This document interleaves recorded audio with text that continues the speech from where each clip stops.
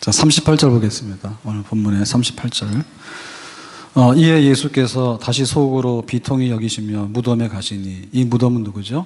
나사로가 죽어서 무덤, 나사로의 무덤이에요. 예수님께서 여기 나사로의 무덤에 가게 된 얘기를 다시 한번 기억하면 이렇죠. 베다니에 살고 있었다 나사로가. 근데 병이 나서 죽게 생겼다. 그래서 예수님께 사람을 보냈다. 근데 예수님 어디 계셨어요? 요단강 동편에. 그래서 사람이 가서 전달하는 하루가 걸렸어. 그러고 나서 예수님께서 이틀을 더 계시다가 그 다음에 이제 다시 베다니로 오셨어. 그래서 전체 가고 하루, 이틀 더 있다가 하루 오고, 그래서 4일이 됐는데 4일째 될 때 이 베다니에 와 보니까 나사로가 죽는다 그랬는데 벌써 죽었고, 죽은 지 나흘이 돼가지고 장례가 진행이 됐어. 자, 이런 상황에서 예수님께서 뒤늦게 나사로의 무덤 앞에 쓰신 거예요. 자, 이랬을 때 예수님께서 뭐예요? 속으로 비통히 여기시며 그랬죠. 속으로 비통히 여겼다는 말은 슬퍼서 울었다는 말 이상이에요. 그러니까는 사람이 죽었어? 그러니까 가서 눈물을 흘리고 마음에 슬퍼. 옛날 생각도 나. 그거는 인간으로 다 할 수 있는 얘기죠. 근데 예수님께서 하신 것은 그 이상이에요. 비통히 여기시며 라고 하는 얘기는 그야말로 이제 분노하는 건데, 그 분노할 때 나타나는 현상이 콧김이에요. 우리가 추울 때 나가면 콧김이 나오잖아요. 그거는 하나의 그 온도 때문에 차이가 나는 하나의 그 물리적인 현상이에요. 예, 더운과 찬거하고 합치니까 콧김이 나잖아요. 자, 그랬는데 사람이 속으로 엄청나게 분노가 일어나고 열받잖아요.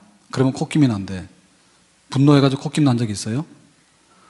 말하자면 그렇게 분노가 일어날 때 콧김이 나오는 현상을 여기서 비통이 된다는 거예요. 그러면 여기서 말하는 비통이라는 건 뭘까라고 할 때 나사로 아니에요. 나사로가 아니에요. 지금 그 죽음 자체예요. 왜 사람이 죽을까? 예?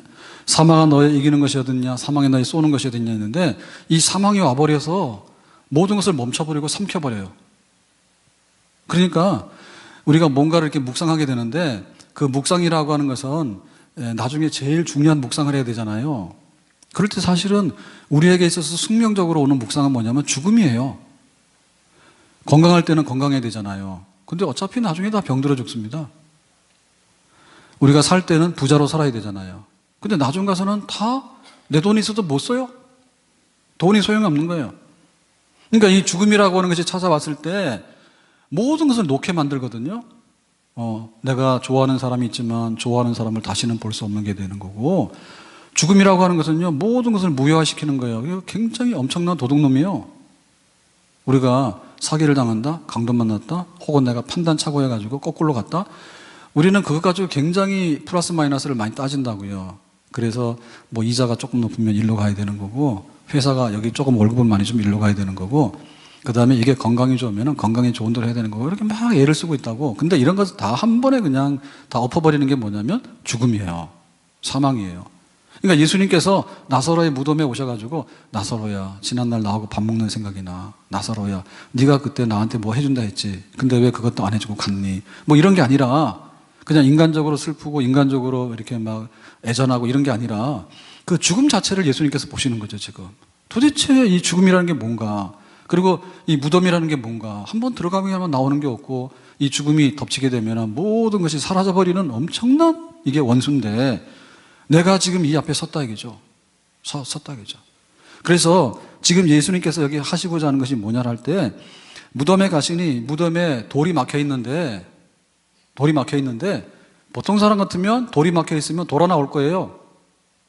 이미 장례가 끝나가지고 무덤 속에다가 묻어놓는데, 그러니까 여기서 말하는 이 무덤이라고 하는 것은 수직굴, 수평굴이 있는데 아마도 수평굴로 봅니다. 수평굴로. 그래서 나중에 나사로에 나오라니까 나사로 나왔거든요. 그러니까는 이렇게 석회석이 녹아가지고 자연 동굴이 된 이런 상태에 있는 수평굴에다가 시신을 갖다 놨던 거예요. 그리고 돌문을 막은 거예요. 짐승이나 사람들이 못 들어가게. 그러니까 예수님께서 보신 거야.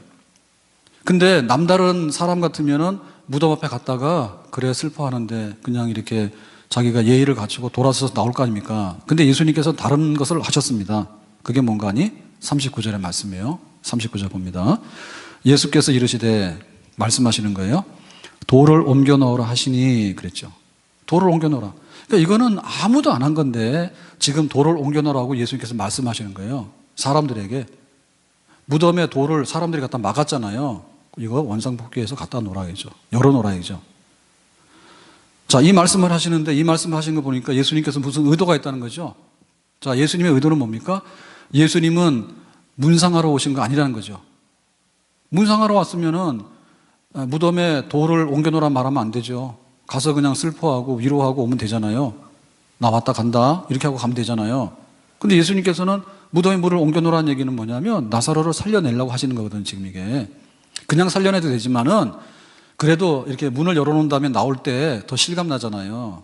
그래서 이제 그 행위를 예수님께서 말씀하신 거예요. 이게 바로 예수님의 모습이에요. 이게 바로 예수님 모습이에요.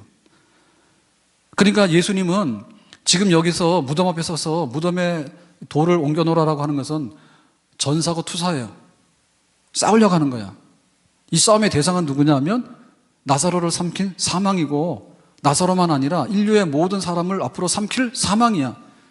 그러니까 내가 이 사망을 멸하러 온 건데 이 사망과의 싸움을 위해서 온 건데 예수님께서 이 사망과의 싸움을 내가 지금 나서서 하겠다 이제 현장에서. 우리가 그 다윗과 골리앗 싸움을 보면 다윗이 굉장히 용기 있다예요.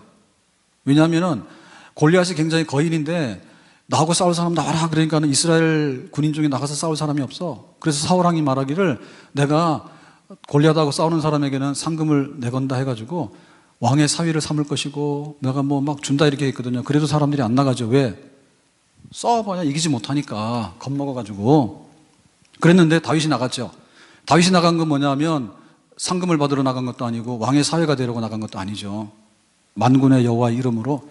어떻게 할례받지 않은 이방인이 하나님을 모욕하는데 그거를 참고 넘어갈 수 있겠는가? 거룩한 분노죠. 하나님의 이름을 보존하기 위해서 저 이방인의 입을 막아야 된 거예요. 그러니까 골리앗과 싸우러 나가는 거예요. 그런 심정이에요 지금. 예수님께서 일어나는 분노는 내가 육신적인 어떤 거를 이루지 못해가지고 느끼는 분노가 아니고 그야말로 이 죽음 앞에 무력한 이 슬픔을 당하고 있는 인류에 대한 그 분노심, 거룩한 분노, 그 분노를 가지고서 분노만 가지고 그냥 뒤로 물러서게 되면 분을 품었지만은 뜻을 못 이루는 거잖아요. 그러니까 예수님께서는 이 분노를 현실로 굴복시키기 위해서, 그러니까는 여기서 말하는 원수는 죽음인데 이 원수야 내가 왔으니까 너 나하고 싸우기 위해서 나오라 이게죠. 그게 바로 예수님의 지금 여기 무덤 앞에 서 있는 모습이에요. 모습이에요. 엘리야가 갈멜산에 가서 기도를 하게 됩니다. 하나님, 불이 떨어져서 이 제단을 불살라 주세요. 그리고 이제 바알 선지자들이 또 기도를 하게 되죠. 바알이여 불을 내려주세요. 근데 바알 선지자는 450명이었다. 근데 오전 내내 고함을 지르고 자해했지만은 아무런 소식이 없었죠. 근데 엘리야의 기도에 하나님 응답하셨죠. 그래서 이제 불로 응답 받는 그가 정말 하나님이다라고 얘기해가지고 엘리야가 450명의 바알 우상 섬기는 선지자를 쳐서 죽이지 않습니까? 반대로 말하면 만약에 엘리야가 하늘의 불로 응답을 못 받았으면 엘리야가 죽는 거죠. 그러니까 목숨을 걸고 나가서 싸우는 전사죠. 뭘 위해서? 하나님의 이름을 위해서. 그런 모습이에요. 엘리야가 나가서 싸우는 것처럼, 다윗이 나가서 싸우는 것처럼 예수님께서 나가서 싸우는 것은 골리앗이 아니고 예수님께서 나가서 싸우신 건 뭐냐면 인류의 마지막 숙명의 원수인 마지막 사망과 사망 권세를 잡은 사탄과의 싸움. 무덤 앞에 서서 울고 돌아가는 나약한 인간이 아니라 이제 그것을 정복하기 위해서 오신 하나님의 아들로서 나는 부활이요 생명이니 나를 믿는 자는 죽어도 살겠고 살아서 나를 믿는 자는 영원히 죽지 아니하리라. 이 말씀하신 것을 이제 입증하기 위해서 나사로의 무덤 앞에 쓰게 된 것입니다. 그랬더니 마르다가 말합니다. 자, 39절에 다시 한번 물었어요. 주여 죽은 지가 나흘이 되었음에 벌써 냄새가 나나이다. 이 말은 뭐예요? 문 열겠다는 얘기야? 안 열겠다는 얘기야? 쓸데없는 짓을 왜 합니까? 이런 얘기입니다. 완전히 김 빠진 얘기입니다. 마르다는 믿음이 있었죠. 어떤 믿음이 있었어요? 우리 나사로가 죽게 생겼으니까 예수님 빨리 오셔서 응급처치해서 살려주세요. 병든 사람을 고치는 믿음이 있었어요. 근데 죽어서 나흘 되는 나사로가 살아난다는 믿음은 없었어요. 그러니까 예수님께서 왜 헛된 일을 하십니까? 얘기죠. 이미 나흘이 되매 라고 한 얘기는 뭐냐면 3일이면 이 사망이 확증이 되는 거예요. 3일이면. 그 다음에 썩어서 냄새가 납니다 라고 하는 말은 이미 부패가 진행됐단 말이거든요. 그러니까 이제는 더 이상 확인할 길이 없습니다. 이건 확인할 필요가 없는 겁니다. 이미 다 끝난 겁니다. 이미 이 전쟁은 패전했기 때문에 다 끝난 겁니다. 근데 거기에 대해서 다시 확인하고 뭔가 하려고 하는 것은 쓸데없는 일이고 해보지도 않은 일인데 도대체 예수님께서 무슨 정신으로 이런 일을 하시려고 합니까? 라고 하는 거예요. 그래서 이 나흘이라고 하는 말이 정말 인간으로서는 뭔가를 개입시킬 수 있는 것이 전혀 여기는 지금 배제된다는 사건입니다. 인간으로 할 수 있는 것은 아무것도 없어요. 그런데 왜 여기서 뭘 하려고 하십니까? 이런 얘기거든요. 유대인들 생각에는 사람이 죽으면 3일이 돼야지 이게 죽은 게 확신한다, 이런 믿음이 있었고요. 그 다음에 그 죽었을 때 영혼이라고 하는 것은 유대인들의 생각에는 즉시 떠나는 게 아니라 죽은 사람의 주위에 맴돈다 했죠. 그러니까는 3일 동안에는 그 영혼도 돌아다니기 때문에 그래도 어느 정도 예의를 갖춰야 돼. 가서 막 울고 막 다 해야 돼. 근데 나흘째가 되면 그 영혼도 이미 다 갔어. 그러니까 그 죽은 영혼도 없고 육체는 썩어가고, 그러니까 더 이상 뭔가 할 수 있는 것은 아무것도 없습니다. 할 수 있는 것이 없습니다라고 할 때 예수님께서는 내가 이제 할 일을 하겠다라고 나서게 되는 겁니다. 자, 그래서 이제 예수님께서 뭐라고 말씀하시는가 보면 이렇게 나오죠. 40절에 다시 봅니다. 시작. 예수께서 이르시되 내 말이 네가 믿으면 하나님의 영광을 보리라 하지 아니하였느냐 하시니 그랬죠. 내가 하라는 대로 해. 무덤의 문을 열어. 그러면 하나님의 영광을 볼 것이야 라고 했어요. 그러면 지금 예수님께서 하려고 하는 일은 뭐냐 하면, 첫째, 죽은 나사로 살린다. 아멘? 죽은 나사로 살리죠. 무덤의 문을 열어라. 그 얘기는 뭐냐면 살리겠다는 거 아니에요. 그러니까는 메시아의 능력을 보여주겠다는 거죠. 맞아요. 예수님께서는 죽은 나사로를 살린 능력이 있어요. 그걸 보여주실 거예요. 근데 오늘 이 말씀을 보면 네가 믿으면은 나사로가 살아나는 것을 볼 것이다 라고 한 게 아니라 하나님의 영광을 보리라 라고 얘기했죠. 그럼 예수님께서 말씀하신 뜻은 그게 아니라는 거죠. 단순하게 나사로를 살리는 능력만을 입증하는 게 아니라 하나님의 영광을 보여줄 거야. 너희들은 이 사건을 통해서 하나님의 영광을 봐야 돼. 그죠? 그럼 도대체 하나님의 영광이 뭡니까? 하나님의 영광이라고 하는 것은 예수님께서 이 땅에 오셔서 보여주기 원했던 예수님의 그 모든 계시의 사건과 사역의 사건을 하나님의 영광이라고 표현할 수 있는 거예요. 하나님의 영광을 볼 거야. 영광. 그러니까 우리가 어떤 일이 있는데, 자, 예를 들면 뭔가를 이렇게 잡아당겼어요. 줄에 묶여서 오는데 이렇게 잡아당길 때 처음에 딸려오는 게 있는가 하면 맨 마지막에 딸려오는 게 있잖아요. 그죠? 그럴 때 그 처음에 나오는 거는 좀 이렇게 미미하고 시시한 겁니다. 근데 맨 마지막에 나오는 게 제일 세고 마지막이죠. 그죠? 그게 나오는 거죠. 그러니까 하나님의 영광이라는 것은 뭐냐면, 예수님께서 이 땅에 오셨을 때 말씀이 육신이 되어 우리 가운데 거하시며 우리가 그의 영광을 보니 아버지의 독생자의 영광이요 그랬거든. 그러니까 예수님께서 인간으로서 하나님의 아들로서 이 땅에 마리아의 몸에서 태어나신 것 자체가 하나님의 영광이에요. 하나님의 아들 독생자의 영광이에요. 자, 그 영광을 봤는데 사람들이 그 영광을 잘 알아먹지를 못했어요. 그러니까는 동방박사들은 와서 경배했지만은 사람들은 경배 아무도 안 했어. 그러니까 하나님의 아들이 이 땅에 태어나신 것 자체가 하나님의 영광을 드러낸 사건인데 사람들이 몰랐기 때문에 마구간에다 놔뒀다고, 그거를. 그 마구간에 놔둔 거예요. 그리고는 목수의 아들이라고 놔둔 거고, 예수님께서 오셔서 무슨 일을 하게 되면 나사렛 천한 동네에서 나온 청년이 무엇이 간데, 목수의 아들이 무엇이 간데, 그리고 비웃고 그냥 대충 지나갔단 말이에요. 그러니까 그 영광을 드러냈는데 영광을 알아먹지 못했거든요. 그래서 하나님의 영광을 나타내는 그 사건에 대해서 여러 가지 수많은 사건이 있었지만은 요한복음에서 예수님이 하시는 일은 하나님의 영광을 나타내는 거야. 그래서 샘플로 7가지를 선택했습니다. 표적을. 그래서 7가지 표적으로 인해 가지고 하나님의 영광을 다 보여주는 것을 설명하는 거예요. 그러니까 첫째가 뭐였습니까? 가나의 혼인잔치에서 물로 포도주 만들었죠. 그래서 물로 포도주 만든 다음에 포도주 맛있지? 내가 포도주 공장 주인이야. 예수님께서 그렇게 말씀하신 게 아니죠. 물로 포도주를 만드는데 뭐라 했어요? 하나님의 아들인 것을 첫 번째로 나타내신 거예요. 그러니까 하나님의 아들이 뭡니까? 하나님의 영광이 뭡니까? 그러니까 하나님의 영광을 나타냈는데, 하나님의 영광은 뭐냐면 예수가 하나님의 아들이에요. 하나님 아버지가 하나님의 아들을 보냈어. 근데 하나님의 아들은 인간으로 오셨어. 인간으로 오신 하나님의 아들, 그분이 예수님이에요. 하나님의 아들이 하나님의 영광이야. 하나님은 영광 가운데 계시는 분인데 하나님이 인간의 몸으로 아들로서 보냄받아서 오셨어. 그리고 예수님께서는 구원자다, 메시아다, 그리스도다라고 하는 것을 보여주셨어. 하나님의 영광을 나타내는 것은 뭐냐면 예수님이 하나님의 아들이고 예수님은 우리의 구원자고 메시아다라고 하는 것이 하나님의 영광이에요. 그 영광을 예수님께서 드러내시는 거예요. 우리가 알아먹지 못했기 때문에 포도주를 만든 다음에, 물로 포도주를 만든 다음에 정말 이런 극상품 포도주가 어디 있어? 이거를 만드신 분이 예수님인데 이분이 누구야라고 할 때 하나님의 아들이고 이분은 구원자야. 이걸 보여준 거죠. 그 다음에 보여준 게 뭐냐면 38년 된 병자를, 베데스다 연못가에 누워있는 병자를 예수님께서 일어나라 해가지고 고치셨어. 그래서 예수님께서 이 병자를 고침으로 인해가지고 하나님의 영광을 거기서 보여주신 거예요.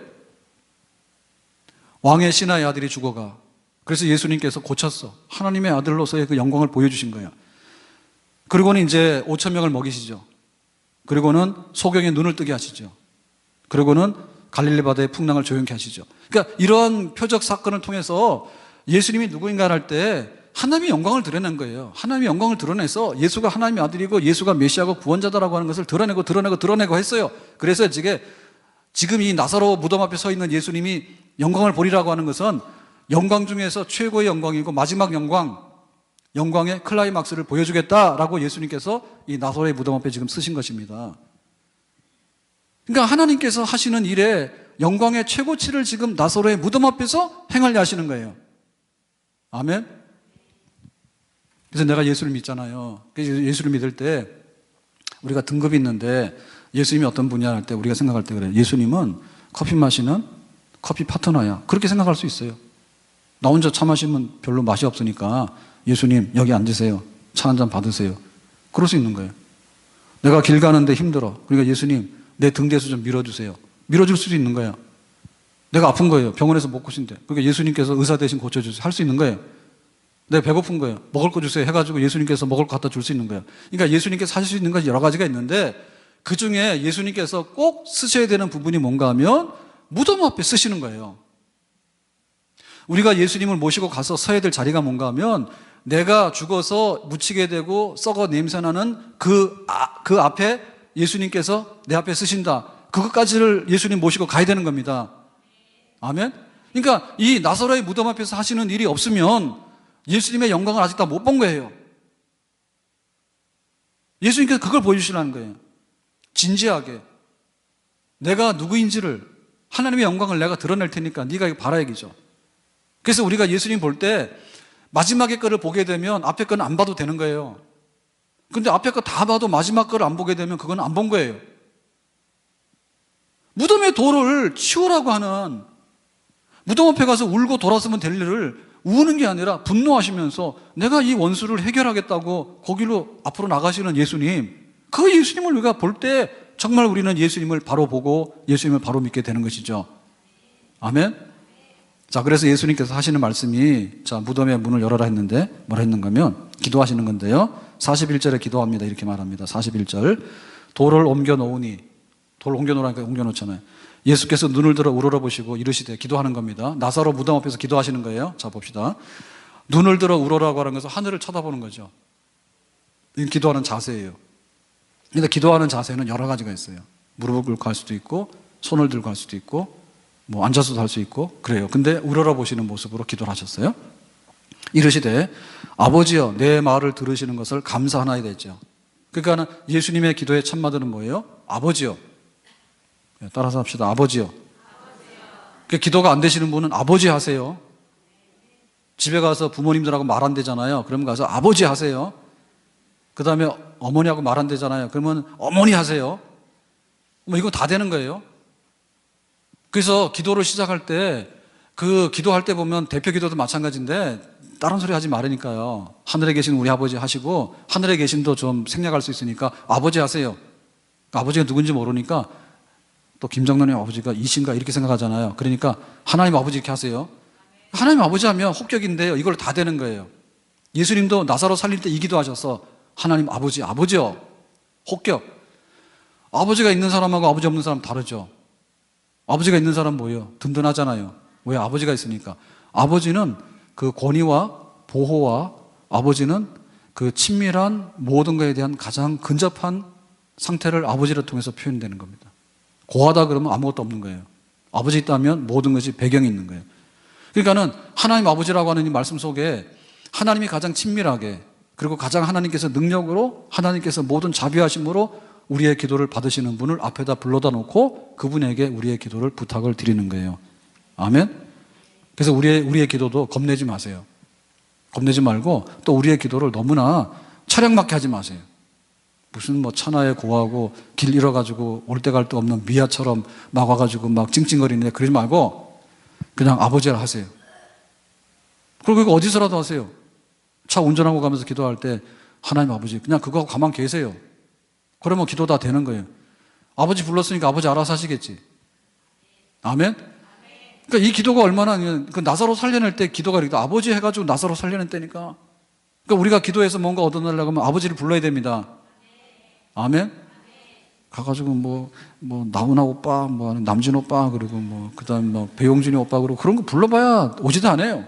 괜히 불렀다가 나중에 또 명예훼손이라 막 그런다고. 그걸 할 필요 없어. 아버지요. 아버지라고 하는 부름 속에 하나님의 모든 역사가 그 기도 가운데 우리에게 올 줄로 믿습니다. 자, 그래서 이제 아버지라고 부른다면 뭐였어요? 내 말을 들으신 것을 감사하나이다 했죠. 그러니까 내 말을 들어주실 것을 감사하는 게 아니고 내 말을 들으신 것을이라고 하는 말은 과거를 두고 하는 말이에요. 그러니까 이거는 여러 차례 들었다는 얘기죠. 여러 차례 들었다는 얘기죠.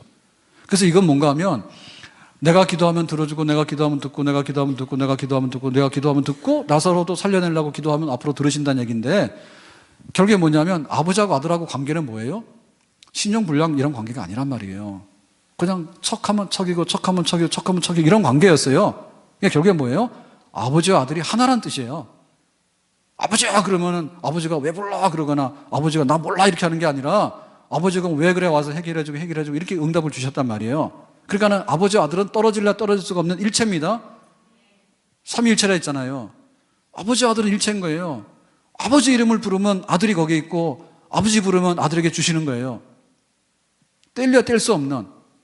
아버지가 하시는 일은 아들을 통해서 하시고 아들이 말하면 아버지가 하시고 이렇게 해가지고는 그 예수님께서 입을 열 때 우리가 그런 거거든요. 우리가 하나님 아버지라고 할 때 하나님 아버지와 자식은 끊을래 끊을 수가 없습니다. 아멘? 들으시고 항상 들으시고 그래서 이번에 기도하신 겁니다. 자, 42절 이렇게 기도하죠.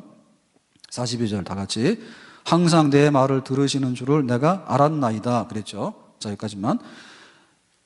들으시는 줄을 항상 내가 알았어요. 그러니까 아버지와 아들은 뗄래야 뗄 수 없는 관계인데 아들이 아버지에게 입만 열면 다 들어주셨어. 그러니까 이번에도 나사로를 살려내는 이 기도를 들으실 줄을 내가 알았나이다라는 얘기는 나사로가 살려내라고 하면은 나사로가 살아난다는 말이에요? 안 한다는 말이에요? 살아난다는 말이죠. 나는 이미 알았다는 얘기는 확신한다는 말이죠. 예수님은 기도하실 때 불안과 의심이 없었습니다. 무덤 앞에서 나사로를 살려내려고 기도하려는 거예요. 그랬는데 확신했어 이미. 예수님의 기도가 아버지하고 아들하고는 떨어진 적이 없다니까요. 그리고 아들이 기도해가지고 아버지가 거절한 적이 없다고. 그러면 감기 걸리는 거는 낫게 해주세요. 그러면 감기 낫게 해주십니까? 빨리 대답하세요. 아멘? 그러면 내가 배가 고파요. 그럼 오늘 밥 먹게 해주세요. 그러면 하나님 들어주십니까? 그러면 내가 취직할 데가 없어. 그러면 취직시켜주세요. 그러면 하나님 들어주십니까? 그럼 내 병원에 입원했어. 치료 잘 받고 건강하게 나오세요 하면 들어주십니까? 들어주시죠. 그러면 나사로가 죽었는데 나사로 살려내는 거 가서 기도할 거야 안 할 거예요? 그게 확신이에요. 그게 확신이에요. 하나님이 하는 건 하고 못하는 건 못하고 그런 건 아니에요. 하나님이 하시는 일은 어디까지가 이 전체 할 수 있는 일인가에 대해서 그 믿음이 중요한 거죠. 그러면 예수님은 하나님의 아들이니까 하나님 아버지께 기도하면 확신이 있지만 우리같이 못나고 우리같이 죄도 많고 우리같이 이렇게 변덕이 심한 사람이 하나님 아버지 앞에 기도하면 확신해서 나사로가 살아날 수 있을까? 그게 문제죠. 그래서 나는 죄인이다. 혹은 내가 가지고 있는 문제가 너무 심각하다. 여기에는 장애물이 있다. 여러 가지 이유가 있고 변명이 있거든요. 그럼에도 불구하고 우리의 기도도 하나님 아버지께 기도하는 것마다 항상 들어주시는다고 확신이 보장된 줄로 믿습니다. 그 증거가 뭐예요? 바로 보좌 우편에서 우리를 위해서 중보하고 계시는 예수 그리스도 하나님의 아들이 하나님 아버지께 기도하기 때문에 우리의 기도가 중보자인 예수님의 이름으로 아버지 앞에 올려지게 되기 때문에 우리의 기도 응답은 확실히 보장된 줄로 믿습니다. 아멘? 그러니까 예수님께서 십자가에서 피 흘려 죽으시고 부활하시고 승천하시고 승천하시는데 앉은 자리가 어디예요? 하나님 보좌 우편이에요. 보좌 우편에 앉아서 뭐 하세요? 주무시고 졸고 놀고 있는 게 아니라 우리가 예수님의 이름으로 기도할 때 예수님께서 받으셔서 그것을 내 기도를 예수님이 하나님의 아들로서 하나님 아버지 앞에 올리기 때문에 아버지의 아들은 항상 일치한다니까요. 한 번도 아버지가 거절한 적이 없기 때문에 우리가 예수님께 드리는 기도는 예수님의 이름으로 하나님께 올려져서 우리의 기도가 우리의 품 안으로 확실하게 돌아오게 되는 줄로 믿습니다. 그래서 은혜의 보좌 앞으로 나가라 했죠. 어떻게? 담대하게. 은혜의 보좌 앞으로, 하나님 아버지 앞으로 나가는데 나 자신이 나갈 힘은 없단 말입니다. 우리가 연약하고 때로는 시험에 들고 우리는 죄인이기 때문에. 그렇지만은 예수님의 이름으로 중보해서 하나님 아버지 앞에 나가는 순간에 은혜의 보좌 앞에 우리는 충분히 도달할 수 있게 되는 줄로 믿습니다. 아멘. 그래서 기도해라. 다시 한번 우리는 하나님께 나가는 데 있어서 나사로의 무덤 앞에 섰던 예수님의 이 기도를 보면서 우리가 못 나갈 것이 뭔가, 우리가 돌아서서 울고 그냥 나와야 될 게 아니라 그 돌아서서 울고 나오는 건 세상 사람들이 하는 일이고 우리가 나가서 예수님의 이름으로 아버지께 기도해야 될 게 뭔가, 그건 바로 나사로 살리는 일이다. 그래서 하나님께 나가서 우리가 얻지 못할 일이 없다 했는데 그렇다면은 기도밖에는 우리에게 살 길이 없습니다. 아멘. 우리의 염려가 있고 우리의 걱정 근심이 있어요. 근데 아버지가 이걸 이루어 주신다 했는데, 예수님의 이름으로 기도하면 들어주신다 했는데 우리가 그 부분에 대해서 붙들어라. 왜 예수님은 무덤 앞에 서가지고 아버지 앞에 기도를 드리는데 우리는 썩어서 냄새나니까 마르다가 그러지 않습니까? 왜 쓸데없이 수고하십니까? 무덤을 열 필요도 없습니다. 그렇게 하고 돌아오잖아요. 하나님이 하시는 일에 대해서 신뢰하자. 기도 응답에 대해 신뢰하자.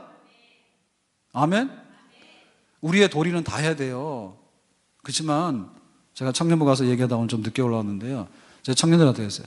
니들이 1시간 알바는 굉장히 중요한데 1시간 시급하면 얼마를 받지? 굉장히 충성하거든 청년들이.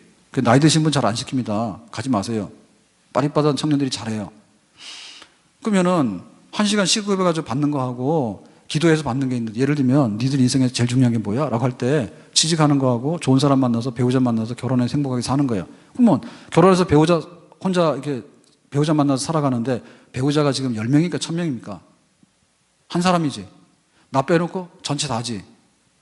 동성연애 빼놓고 나 빼놓고 다야. 그러면 세상의 절반은 여자야. 그러면 얼마나 많아 남자들은. 그러니까 사실은 그것이 우리가 할 거는 다 해야 되지만 우리의 영역은 아니잖아요. 하나님이 해주시는 대로 따라 다른 거지. 살아봐도 모르는 거 아시죠? 나이 드셨으니까 공감하시죠? 10년 살아보고 20년 살아봐도 그 인간이 그 인간인지 몰랐지. 그래 청년들이 어떻게 하냐고. 이거를 알바만큼도 안 한다니까. 알바만큼도. 하나님 내 배우자를 위해서 기도합니다라고 하는 것을 알바 시급만큼도 안 한다 얘기야. 그러니까 무덤의 문이 열리겠어요 안 열리겠어요? 똑같은 거예요. 마르다처럼 아이고 죽은 지 나흘 돼서 냄새 나는데 뭐하여 가지마, 그냥 돌아갑시다. 똑같은 거예요. 울었으니까 예의를 차렸으니까 돌아가자. 똑같은 거예요. 앞으로 가야지. 앞으로. 직장도 거의 마찬가지로 봐야 되거든요. 직장도 마찬가지로 봐야 됩니다. 사업이라는 게 그렇잖아요. 사업이라는 게 뭐 사업의 수단이 있긴 있어야 됩니다. 근데 그거 보면은 우리가 뭐 열심히 하고 그래서 되는 것도 있지만 사실은 시대를 잘 타고나야 되는 거예요. 이진희 장님 오셨어요? 재정부 끝났나? 어디 계세요? 오늘 오후에 안 오셨어요? 항상 제가 이렇게 찾으면 없습니다. 왜 항상 계시는데 안 오실까? 이진희 장로님은 예탁원 신의 직장이라 하는 것 중에 하나예요. 근데 뭐 별로 심같진 않아요. 근데 신의 직장이라. 근데 대학원 졸업하고 거기를 갈 때 신의 직장인 줄 알고 갔냐? 아니요. 별거 아니에요. 근데 간 거예요. 그러니까 사실 그가 모르는 거예요. 모르죠. 그걸 어떻게 다 예측을 합니까? 그런 일이 얼마나 많은지 몰라요. 정말 그럴 줄 알았으면 일산에 와가지고 열무밭이나 사놓지 우리가 뭐하러 딴짓을 했을까? 예? 열무밭 그냥 한 1000평 사놨으면 자손 대대로 먹고 살 텐데 왜 그걸 안 했을까? 그러니까 이건 뭐 요양을 바라고 세상 일을 하찮다 이런 뜻이 아니라 우리가 하나님께 확신하고 나가야 되는데 무덤 앞에 가서 아이고 저 나흘 지났고 냄새 나는데 뭐 하려고 쓸데없는 짓을 할 필요가 없어요 라고 하는 것은 인간의 얘기라니까. 그러니까 예수님께서 그럼에도 불구하고 거기 가서 기도를 했잖아요. 아버지요, 지금 나사로 살려야 되겠으니까 내가 지금 기도할 겁니다 했잖아요. 그 기도가 직진하는 기도, 무덤의 문을 열고 들어가려고 하는 그 기도가 있어야 될 줄로 믿습니다. 그게 기도 확신이죠. 아멘? 기도만큼 중요한 게 없다고요. 기도만큼 우리가 하나님께 매달렸을 때 돌아올 수 있는 수익성이 기도만큼 높은 게 뭐가 있겠어요? 내가 기도 1시간 해가지고 손해본다고 하나님께 우리가 무슨 손해 청구를 할 게 있겠냐고. 사람들 믿고 내가 낙심하고 그래서 그렇지. 하나님이 나의 힘이 되시고 나의 지혜가 되시고 나의 반석이 되신다면, 나사로를 살려낼 수 있는 그런 능력을 가지시고 하나님의 영광을 보여주신다면 하나님께서 능히 하실 수 있는 부분이 있다. 그것 때문에 우리는 일어나서 기도해야 될 줄로 믿습니다. 아멘? 우리의 미래에 대해서도요, 우리가요, 뭐라 하지만요, 모르는 거예요. 누가 전직 대통령이 감옥에 가 있을지 누가 알았어요, 그거를. 아무도 몰랐어. 네? 정말 인생의 생사화복이 우리 손 안에 있지 않잖아요. 정말 우리가 겸손하게 확신 가지고 무덤 앞에서 예수님처럼 입을 열어서 기도해야 될 줄로 믿습니다. 자, 43절에 말합니다. 이렇게 말합니다. 43절 보겠습니다. 다 같이. 이 말씀을 하시고 큰 소리로 나사로야 나오라 부르시니 그랬죠. 자, 예수님께서 나사로야 나오라 라고 이제 기도를 이제 하시는데, 하나님 내 기도를 들어주세요. 내가 말합니다. 나사로 나오라 이게 하시는데, 보면 큰 소리라 했어요. 그러면 나사로가 살아난 거는 예수님께서 큰 소리를 했기 때문에 살아났다 아니다? 그건 아니죠. 큰 소리 지른다 해서 죽은 자가 살아나는 건 아니잖아요. 그럼 예수님께서 큰 소리라고 하는 말은 뭐냐면, 나사로가 살아나는 사건이 우연이라는 사건이 아니다. 혹은 마술, 트릭, 이렇게 속여가지고 눈속임해가지고 일어나는 사건이 아니다. 왜냐하면 너희들이 들었지. 나사로야 살아나라고 내가 큰 소리로 외치니까 나사로가 지금 살아나는 거 봤지. 자, 이거를 이제 시각적으로 또 청각적으로 이제 이 영상을 주는 거예요. 그대로 일어나는 것에 대해서 그 믿음을 더 확실하게 보여주기 위해서. 어쨌든 간에 지금 이 그러니까 예수님께서 기도하시는 내용 중에 아버지 내 기도를 들으시니 감사하나이다 라고 하시면서 하나님 영광을 나타내 주세요 라고 하시면서 나사로 나오라 라고 했는데, 이 나사로 나오라고 하는 것이 그 예수님의 그 생명의 외침이에요. 나사로 나오라고 하는 게 생명의 외침이야. 그러니까 이 말씀 뭐냐면 죽음을 향해서 말하는 거예요. 이 원수 죽음, 네가 나사로를 삼켰지? 그거 뱉어내. 이제 죽음을 뱉어내라고 하는 거예요. 나사로 너 지금 여기 누워있는데 너는 지금 일어나야 되겠어. 예수님께서 살아있는 나사로에게 말하듯이 그렇게 말씀하시는 거예요. 이 말씀과 이 생명의 권능이 지금 예수님으로부터 나와서 나사로에게 들어가는 거예요. 그러니까 예수님께서는 지금 말씀하시면 그 음성을 듣는 거예요, 나사로가. 이것은 나사로만이 아니라 나중에 예수님께서 재림하실 때 너희들 무덤 문을 열고 다 나와라고 하면 예수 믿어서 부활의 소망을 가지고 죽어있는 모든 사람들도 나사로가 들은 것처럼 똑같이 듣고 뻘떡 일어나서 다 나오게 될 겁니다. 그러니까 예수님의 그 말씀이 생명이다.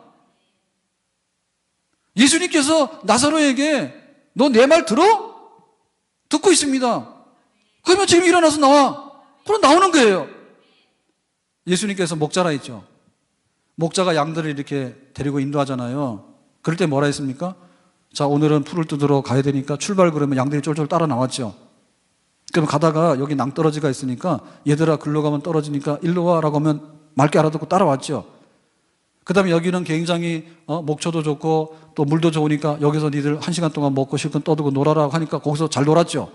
그러니까 목자의 음성을 들었죠. 목자의 음성을 들었죠. 그것이 죽음의 세계 속에서도 그대로 통하는 거예요. 왜?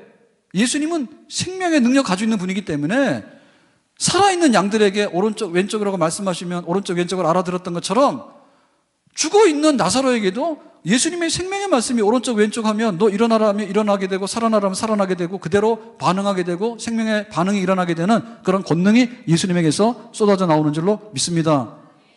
아멘. 그래서 우리가 기도할 때 우리의 기도를 다 드리는데 마지막에 그 기도는 뭐냐면 죽은 나사로를 향해서 말하는 거예요.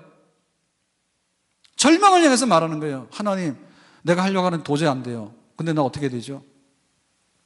그 부분이에요. 내가 하려고 하는 게 있는데, 해야 되는 게 있는데 나는 더 이상 할 수가 없어요. 그걸 말하는 거예요. 지금 죽음을 향해서. 지금 나는 너무나 실망했어요. 너무나 실망해서 도대체 나는 내 마음이 어떻게 위로가 안 될 것 같아요. 근데 어떻게 하죠? 그러니까 나사로에 나오라 하는 거예요. 예수님께서. 예수님의 이름으로 절망을 명하는 거예요. 예수님의 이름으로 절망을 쫓아내서 희망을 명하게 될 때 우리에게는 또 희망이 오는 줄로 믿습니다. 아침에 해가 뜨는 걸 보고 놀래가지고 뻘떡 나자빠지는 사람은 없어요. 아침에 해 떴다. 놀래가지고 가슴이 두근두근해가지고 이게 웬일인가, 지구의 종말이 왔다, 이렇게 생각 안 하죠. 왜냐하면 어제도 해가 떴잖아요. 근데 사실은 우리 힘으로 해를 뜨게 하는 건 아니거든요. 근데 하나님께서 이 우주를 만드실 때 하루 24시간을 해가지고 해가 뜨고 해가지고 이거를 하기 때문에 우리가 늘 봐서 그게 기적이 아닌 것처럼 그렇게 보여요. 위대한 역사입니다. 네? 추운 날인데도요, 해가 뜨잖아요. 양지가 있잖아요. 금방 눈이 녹습니다. 영하 10도라도 눈 녹습니다, 양지에는. 근데 음지에는 얼어붙어 보입니다. 근데 우리가 그걸 보면서요, 막 기절초풍에서 나가 떨어지지는 않아요. 그러니까 하나님이 하시는 일에 대해서 나는 낙심을 한 거예요. 예수님의 이름으로 희망을 가져라 그럴 때 그 희망을 명하게 되면 그 희망이 나에게 생명의 희망으로 돌아올 줄은 믿습니다. 죽은 자를 향해서 예수님께서 살아나라고 말씀하실 때 죽은 자가 살아나서 일어나게 되는 생명의 역사로 우리에게 돌아오게 되는 줄로 믿습니다. 사탄의 역사를 우리가 이길 수가 없어요. 우리 스스로 사탄의 역사를 이길 수가 없습니다. 사탄은 권세 잡은 자인데요, 지 마음대로 다 휘둘러요. 그런데 예수님의 이름으로 사탄을 물러가라고 명하게 될 때 사탄도 예수님의 이름 앞에는 도망가면서 예수님의 생명이 우리에게 오는 줄로 믿습니다. 나사로에 나오라고 말할 수 있는 예수님에 대한 신뢰가 있느냐 이죠. 예수님께서 직접 사망에게 말했거든요. 사망 너는 나갔으면 좋겠다고 말하는 거예요. 사망 너 나가라, 나사로에게서. 그리고 생명이 들어가서 일어나라는 거예요. 우리는 예수님의 이름으로 사망을 명하여서 사망은 물러가고 생명이 들어오도록 하고, 우리의 실패가 물러가고 새로운 성공이 들어오도록 하고, 우리의 좌절이 물러가고 우리에게 새로운 희망이 돌아오도록 하고, 우리에게 어두운 밤이 지나가고 아침에 해가 뜨도록 하게 되고, 해가 뜨는 걸 보면서 우리가 충격받아서 놀라서 쓰러지는 건 아니에요. 매일 봤기 때문에. 그런데 자연현상을 보기 때문에 우리는 거기에 대해서 익숙해져 있는데, 하나님께서 우리에게 예수님의 이름으로 해내는 생명의 역사와 희망의 역사와 그 놀라운 그 실패를 딛고 일어나는 이런 역사를 일으키는 것에 대해서는 우리가 잘 경험하지 않았기 때문에 나에게는 그런 일이 일어나지 않을 거야 라고 생각한단 말입니다. 예수님의 이름으로 명하여서 이제 그 예수님의 생명이 우리 속에 들어오도록 하는 일은 예수님이 부활하시고 예수님이 다시 재림하실 때 우리에게 약속된 것인데, 필요로 하면 그때 예수님께서 이름으로 무덤에 있는 자들을 살려낸다고 하신 그 말씀대로 지금 우리 삶 속에도 오셔서 예수님의 이름으로 그 일을 미리 행하실 수 있는 줄로 믿습니다. 아멘. 마지막 결제가 된다고 하는 것은요, 오늘 결제가 된다는 얘기예요. 우리가 이렇게 카드를 쓰면 결제가 탁탁 떨어지잖아요. 그러면 그거는 우리가 지난달에 결산을 다 해서 신용 불량이 안 났기 때문에 계속 떨어지는 거예요. 그러니까 우리 앞에 있는 마지막에 죽은 자가 다시 살아난다고 하는 그 약속이 있다면 그 약속이 나사로에게 미리 이루어졌거든요. 그러면 우리에게도 죽은 자가 살아나게 되는 혜택이 우리에게 있어요. 보장이 돼 있어요. 마지막 결산이 이미 다 된 겁니다. 마지막 결산이. 그러니까 우리 앞에 선 지급돼서 나오는 이런 그 예고편들은 충분히 예수님의 이름으로 일어날 줄로 믿습니다. 아멘? 그 믿음 가져야 되는 거예요. 뭐 죽어봐야지 알지, 뭐 천국 가봐야지 알지. 가봐야지 알아요. 그런데 천국을 보고 온 사람은요, 여기를 천국처럼 살아요. 가봐야지 알지는 사람은 진짜 모르는 사람인 거예요. 답답한 소리 하고 있네. 천국이 얼마나 좋은데. 그러니까 천국을 보고 온 사람처럼 산다니까. 내 영혼이 중환지진 벗고 보니 슬픔 많은 이 세상으로 천국으로 하도다. 아멘? 죽을 길이 있는 것 같지만 하나님께서 마지막으로 살린다고 약속했기 때문에 지금 여기서도 우리에게 살 길이 나오게 되는 겁니다. 이런 게 많으면 얻을 것도 있어요. 배가 지방이 끼어가지고 배가 나왔잖아요. 예, 지방을 버리게 되면 또 얻는 게 많습니다. 예, 근육과 날씬한 게 얻어집니다. 그러니까 죽음이 삼키고 있는 게 되게 많은데 예수님께서 뱉어내라 하니까 뱉어낸 거예요. 그러니까 지금 우리에게 있는 불행과 좌절과 슬픔과 모든 그 고통스러운 거에 관해서 예수님께서 마지막 날 결산해준다 한 거예요. 그러니까는 그거를 미리 맛보기로 보여줘서 뱉어내라고 하면 지금 현재도 뱉어내게 되는 역사가 일어날 줄로 믿습니다. 아멘? 그래서 죽을 사람, 예약되어 있는 사람 중에도요, 뱉어내가지고요, 생명 연장받는 사람들이 있어요. 히스기야 15년. 히스기야 15년. 마지막에 하나님께서 그걸 약속해 주셨는데 그 믿음대로 미리 뱉어내서 그러면 너 15년 더 살아라는데 그게 왜 이상한 일입니까? 얼마든지 할 수 있죠. 네? 우리가 가난에 찌들어가지고 죽을 수도 있지만 아니야. 그냥 네가 좀 넉넉하게 살았어 해가지고 하나님께서 우리에게 물질을 갖다 주시면 가져올 수 있는 방법이 있어요. 그런 방법은 얼마든지 있습니다. 먼 나라에서 그냥 시골에 있었더니 그냥 막 다 땅 부자가 돼가지고 그런 사람 많아요. 제주도 와서 막 이사 다니고 그랬더니 나중 가서 보니까 아무것도 없더라고. 그러니까는 하나님이 하시는 일에 대해서 우리는 항상 나사로의 무덤을 열어야 되지, 무덤이 닫혔으니까 썩어서 여기서 끝장나고 말 겁니다라고 하는 그런 불신앙적이고 예수님 모르는 그런 모습으로 가서는 아니 될 줄로 믿습니다. 44절 마지막 절에 이렇게 말하거든요. 봅시다. 다 같이 시작. 죽은 자가 수족을 배로 동인 채로 나오는데 그 얼굴은 수건에 쌓였더라. 예수께서 이르시되 풀어놓아 다니게 하라 하시니라 그랬죠. 자, 여기 보면 우리가 이게 굉장히 익숙하잖아요. 수의를 입혀가지고 얼굴부터 다 쌌어. 꽁꽁 묶어서 결박했어. 이렇게 하잖아요. 우리 장례 지낼 때. 자, 이랬는데 예수님께서 나사로 살렸어. 그럼 살아났으니까 다 묶여있으니까 못 걷겠죠. 그죠? 그러니까는 풀어가지고 걷도록 해라. 이렇게 말씀하신 거예요. 자, 우리가 이 말씀을 보면서 죽은 나사로가 다시 생명세계 속에 들어와서 활동을 했다. 자, 오늘 예수님께서 내가 이거 하신 분이다라고 알려준 거거든요. 우리가 알고 있는 예수님이 누구인가? 좀 우리의 상식을 좀 깼으면 좋을 것 같아요. 내가 알고 있는 예수님이 누군가? 나는 그 문턱을 못 넘어가. 예수님께서는 하나님의 영광을 드러내러 이 땅에 오셨는데, 내가 하나님의 아들인 것과 구원자라고 하는 것을 보여주기 위해 이 땅에 오셨는데, 예수님이 마지막에 하신 가장 중요한 클라이막스에 눈을 감고 있으면 안 된다니까. 영화 보러 갔는데 영화를 막 1시간이나 1시간 20분 하지 않습니까? 예? 하는데 1시간 20분 합니까? 영화? 2시간 합니까? 하도 극장 간지 오래돼요. 영화 2시간이에요? 아, 맞나요? 120분인가요? 김영훈 집사님 맞아요? 굉장히 기네요. 그래서 재미없으면 가다 좁니다. 근데 극장 가가지고 가장 클라이막스가 있잖아요. 시작할 때 좀 재미있고 마지막에 이제 눈물을 짜거나 웃기거나 아니면 굉장히 흥분하거나 감동을 받아야 됩니다. 그래야지 그 영화가 되는 거죠. 근데 가장 중요한 클라이막스에 가가지고 잠자는 사람이 있으면 그 사람 좀 곤란하죠. 그래서 진짜 예수 믿느냐가 그게 중요하다니까. 네? 다른 거 다 믿는다니까. 물이 포도주로 변했습니다. 포도 맛이 좋네요. 술 맛이 좋네요. 술독인가 여기가? 제일 중요한 순간에 와서 예수님께서 하고자 하는 비장의 무기를 보여주시는 그 장면에 와서는 눈을 감아버려. 나에게 있어서 예수님은 그런 분이 아닌 거예요. 그거를 요한복음에서 말해주는 거예요 지금. 예수가 누구이고 예수가 하나님의 아들로서 우리를 구원하시는데 어떻게 구원자가 되시는가를 나사로를 살려내므로 인해가지고 말씀하셔서, 나사로야 너는 살아나야 돼. 너 죽음이 너가 삼키고 있지. 이 원수는 넌 좀 나갔으면 좋겠어. 생명이 다시 들어와야 돼 라고 말씀하시니까 생명이 들어왔잖아요. 그 일을 이루신 예수님, 생명의 주인 되신 예수님, 그 생명이 지금 우리 속에서 이미 역사하고 있는 줄로 믿습니다. 예수님 이름 앞에, 예수님의 생명 앞에 무엇이 우리를 삼키고 무엇이 우리를 썩게 할 수 있겠냐 이거죠. 그래서 교회는 불멸의 교회입니다. 내가 예수를 믿으면 부활이요 생명이니 죽은 자도 살아나겠고 살아서 믿는 자는 영원히 죽지 아니하리라고 하신 이 말씀이 진실인 줄로 믿습니다. 현상만 그런 거예요. 현상만. 다음 주에 하겠습니다. 얼마나 썩어가는 거에 대해서 얘기할 건데요. 썩어나서 생명 오는 거에 대해서 얘기할 텐데 현상만 그렇습니다. 현상만 예를 들면 병들어 죽는다더래요. 사실 별거 아니에요. 현상만. 뭐 피부가 좋은 사람도 있고 나쁜 사람도 있는데 그게 그런 거죠 뭐. 생명이 있는 건 문제거든요. 생명이 있는 건 문제예요. 내 안에 정말 예수님의 생명이 지금 있는가? 그 예수님이 있을 때 나는 영생이 있는 거예요. 지금 부활의 생명이 있는 거예요. 내 속에.